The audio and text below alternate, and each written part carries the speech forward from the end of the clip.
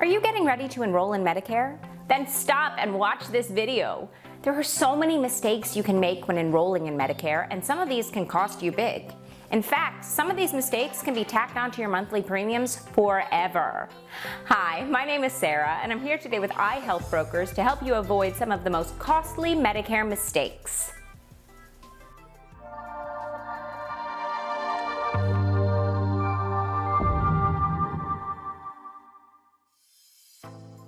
Many people don't know that they need to pay for Medicare at all. After all, you've seen those deductions knocked off your paycheck for years, so what are you paying for now?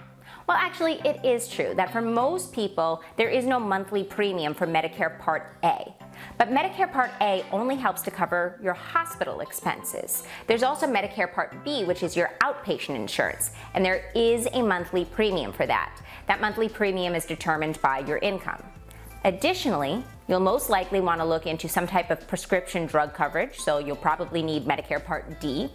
And you may also want to look into a Medicare supplement plan to help bridge those gaps. We're going to talk about all the most common mistakes in today's video, but basically it all boils down to one thing, which is research. If you do your research in advance, you can avoid a lot of these mistakes. And you're taking the first step by watching this video. Now, you can do your research by surfing the web, of course, or checking out Medicare.gov, that's Medicare.gov, but the easiest way to avoid some of these mistakes is to work with a broker. Work with an expert who will serve on your behalf. A broker acts as a third-party liaison between you and the insurance company. Now, if you'd like our assistance, you can reach us here at iHealth Brokers at 888-410-0344. As I said, we work for you, not the insurance company. We're licensed in all 50 states and with over 200 carriers, so no matter where you are, we can help.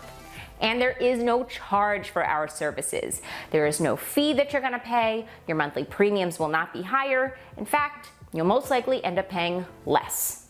All right, the first thing that I want to discuss today is understanding your out-of-pocket costs.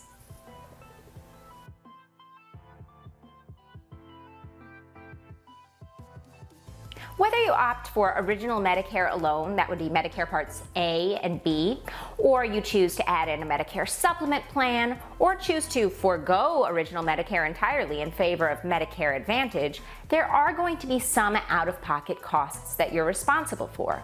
So when you choose your plan, it's very important that you understand the basic terminology.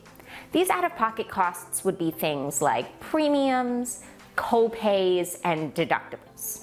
Now, one plan may offer very, very low premiums, but their copays could be through the roof. Another may waive the deductible entirely, but maybe there are some hidden costs that you don't know about. So for this reason, it's very important that you understand the terms of your plan.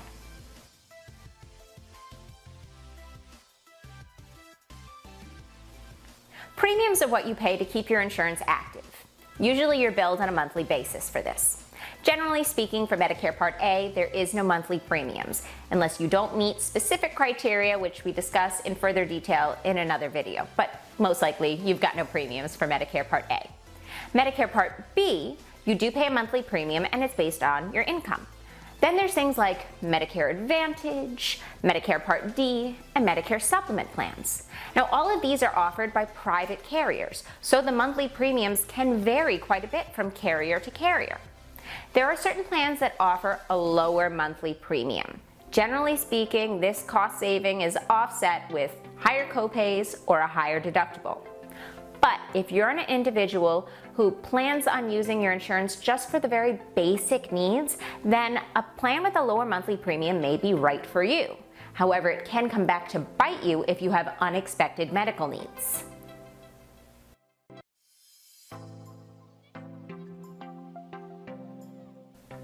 Your deductible is the amount you pay out of pocket before your insurance kicks in, for lack of better words. So if you have a $2,000 deductible, you'll pay $2,000 out of pocket for covered services, and once you meet that deductible, your insurance will take over for a portion of it. At that point, you'll most likely be responsible for just a copay or co-insurance, and your insurance will cover the rest. However, there are certain plans that do offer preventative services and other basic services before you meet that deductible. Generally speaking, plans with a higher monthly premium have lower deductibles, and plans with a lower monthly premium have higher deductibles. So how does this affect you? If you anticipate that your medical needs may be great, you may want to look into a plan with a lower deductible, meaning a higher monthly premium. But this is something that you really want to discuss with your broker because everyone has different needs, so it's important that you find the right plan for you.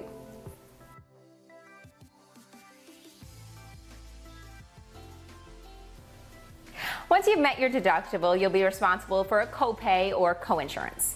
These are different things, but with Medicare, we're usually talking about a copay. A copay is a fixed amount for a given service. For example, a doctor's visit might be $20, a specialist might be $30, and urgent care might be $50. Generally speaking, these copays are conveniently printed on your insurance card. Payment for these copays is required at the time of service.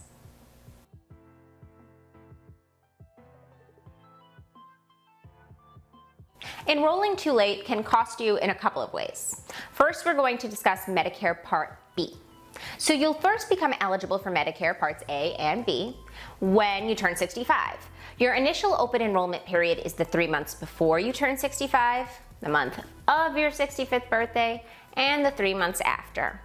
Now you may be automatically enrolled, which if you're planning on keeping Medicare Part B makes life much easier. However, if you're planning to defer Medicare Part B, you need to do so through the proper channels. So let's say you're still working, a lot of people are working past 65 nowadays, and you're maintaining creditable coverage through your employer.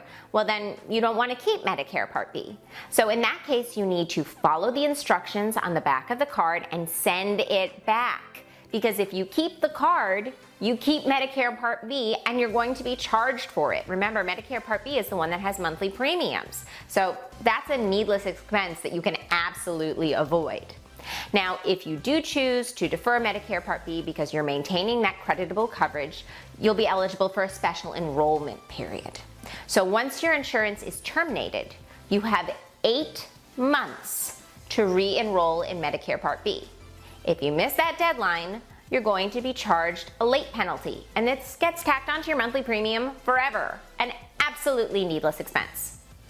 Then there's also prescription drug coverage to take into consideration.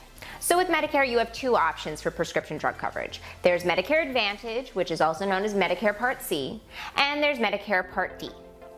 With Medicare, you may not have prescription, or rather I should say you have to have prescription drug coverage, and if you don't have it for a period of 63 days, if there's a continuous period of 63 days in which you are without prescription drug coverage, you may be charged a late penalty.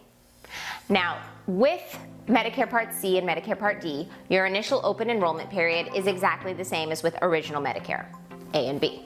It's the 3 months before you turn 65, the month of your 65th birthday, and the 3 months after. So you have 63 days after that to make sure you have prescription drug coverage, otherwise you're going to be charged.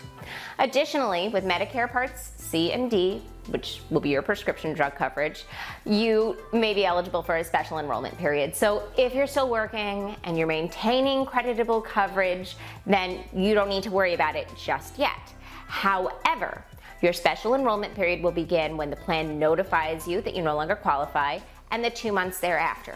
You have to enroll in some type of prescription drug coverage within that time.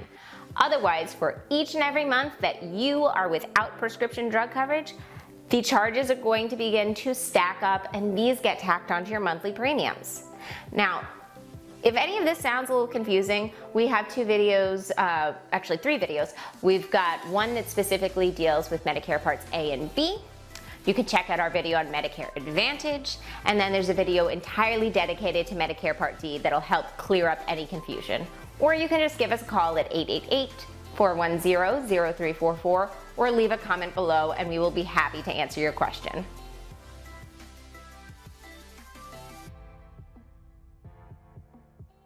Picking the wrong Medicare supplement plan can cost you big. It is one way to just throw money down the drain. And there are so many different Medicare supplement plans with different levels of coverage. We should do a whole video dedicated to it. In fact, we did, so make sure to check it out. So, like I said, with Medicare supplement plans, there are a variety of plans to choose from.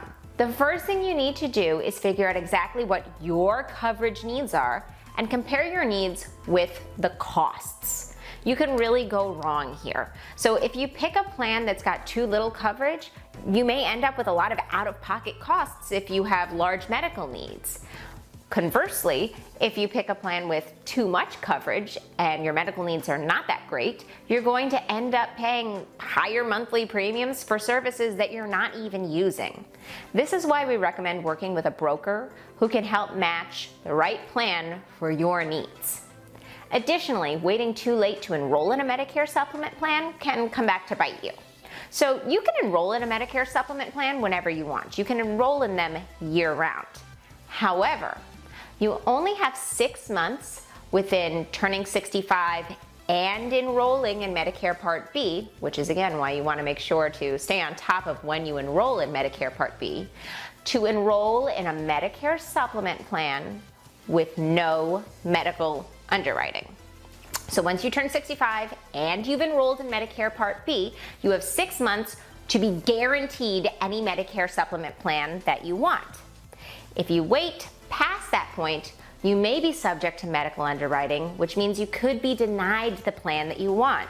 Not a good thing. That might force you to take a plan with more coverage, which costs you more, or less coverage, which costs you more. Basically, you want to keep your options open. Okay, the last thing that I want to discuss with Medicare supplement plans is one of the biggest misnomers with Medicare supplement plans.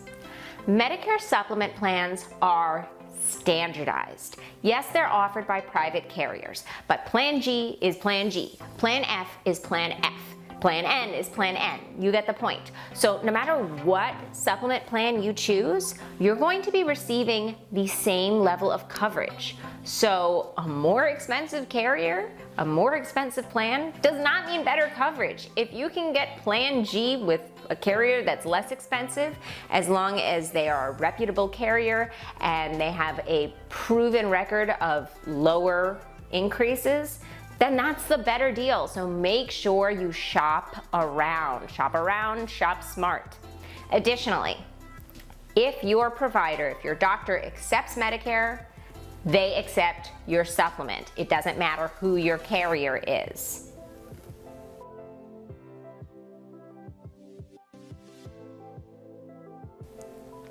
Choosing the right Medicare Advantage plan or Medicare Part D plan can be a little bit more complicated than Medicare supplement plans. So the benefits and the copays and the premiums for these plans can vary widely dependent upon the carrier that you choose and the plan that you choose. Now you can check out all of your options on Medicare.gov, that's Medicare.gov, by using the Plan Finder. However, again, we really recommend using a broker. And we're going to talk more about brokers versus agents in just a minute. Additionally, with Medicare Advantage, Medicare Part C, or Medicare Part D plans, you can only enroll or switch or drop a plan during the annual enrollment period, or AEP, which is every year from October 15th to December 7th. Now, I did say you can only enroll, switch, or drop a plan during those times. So if 6 months into your plan, you realize it's not the plan for you, you're going to be stuck with it until the next annual enrollment period.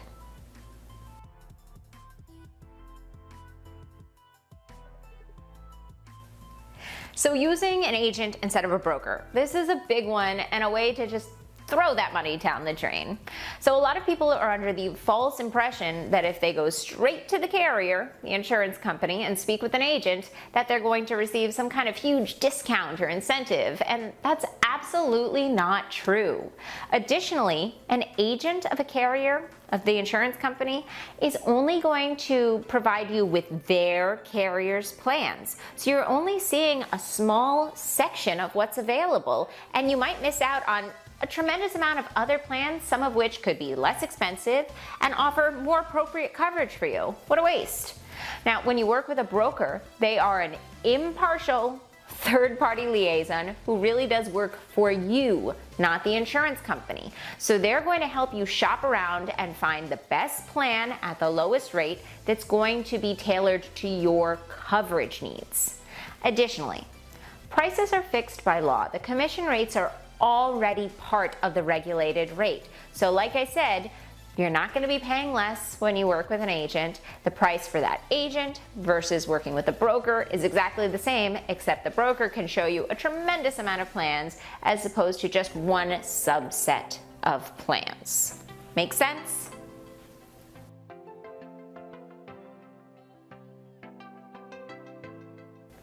If all else fails, there are a couple ways you can still save on your monthly premiums.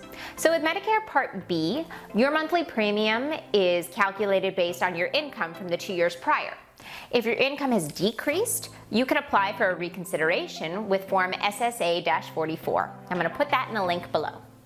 Also, for Medicare Part D, you may be able to apply for a low-income subsidy. You do that with Form SSA-1020. I'm going to put that in the link below as well. Also, you may have the option to contribute to an HSA, a health savings account, which can lower your Medicare costs as well. We'll discuss that in a whole nother video. But I hope today's video has been helpful. I hope it helps you to save a little money. And if you like this video, make sure to click like and subscribe as well. If you have any questions, you can reach us at 888-410-0344.